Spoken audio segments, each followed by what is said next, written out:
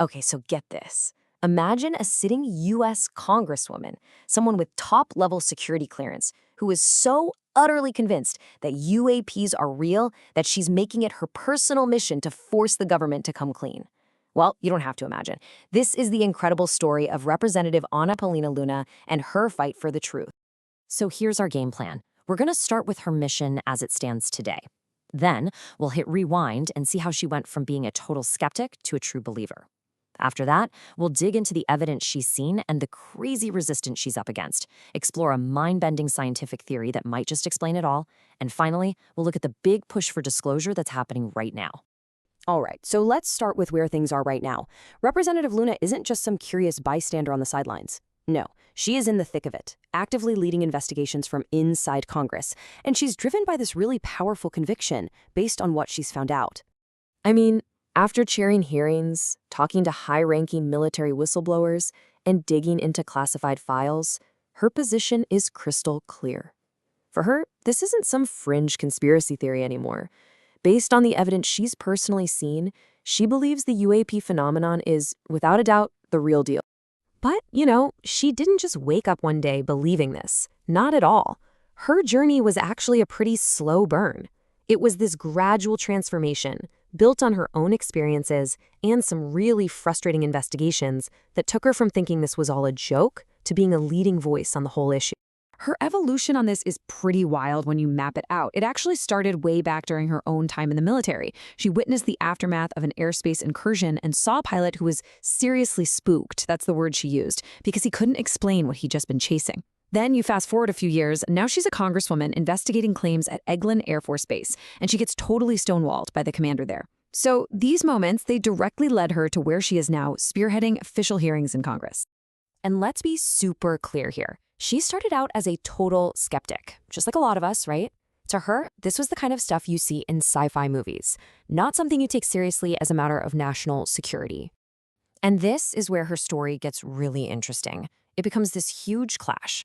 On one hand, you have all this compelling evidence that she and other members of Congress have been shown, and on the other, there's this intense, almost unbelievable pushback from official channels whenever they try to dig deeper. So what have they actually seen? Look, we're not talking about blurry YouTube clips here. We're talking about confirmed, real video footage. We're talking testimony from highly decorated Air Force pilots. These are credible people with everything to lose. First-hand accounts from whistleblowers deep inside the system. And official reports from ATIP, which was the government's own UAP investigation. As she says, these are not people wearing tinfoil hats. And here's the real kicker. This is the heart of the problem.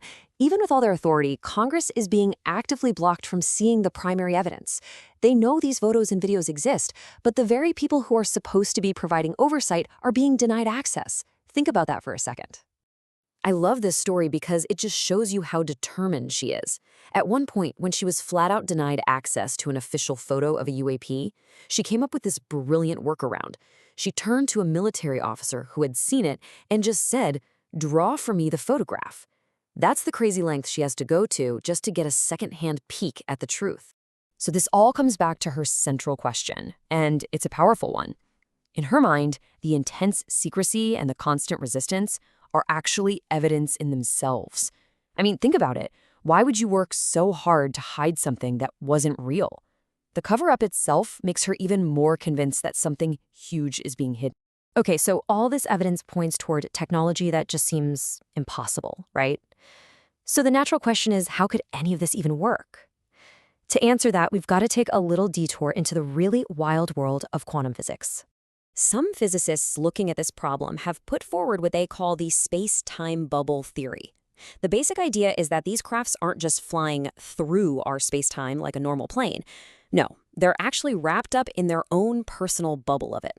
And this one single concept, well, it could explain everything from their crazy speeds to why they look so weird on camera. So how would this even work? Okay, think of it like this. Radar signals might just bend right around the bubble instead of bouncing back, making the object almost invisible to track. And those fuzzy photos we always see, well, that would be because you're literally trying to take a picture through a warped piece of space-time, like looking through the heat haze off a hot road. And here's the biggest part. By controlling the space-time inside the bubble, it could be the key to interstellar travel. crossing unimaginable distances in what feels like the blink of an eye. And that brings us right back to today, into the massive legislative battle that's happening in Washington to try and drag all of this information out of the shadows and into the public light. Representative Luna's committee isn't just asking for vague information anymore. Oh no, they have a list, a specific list of over 40 documents. We're talking videos, photos, reports that they are fighting to get declassified so that everyone, the American people, can see it for themselves. So what's the next big move?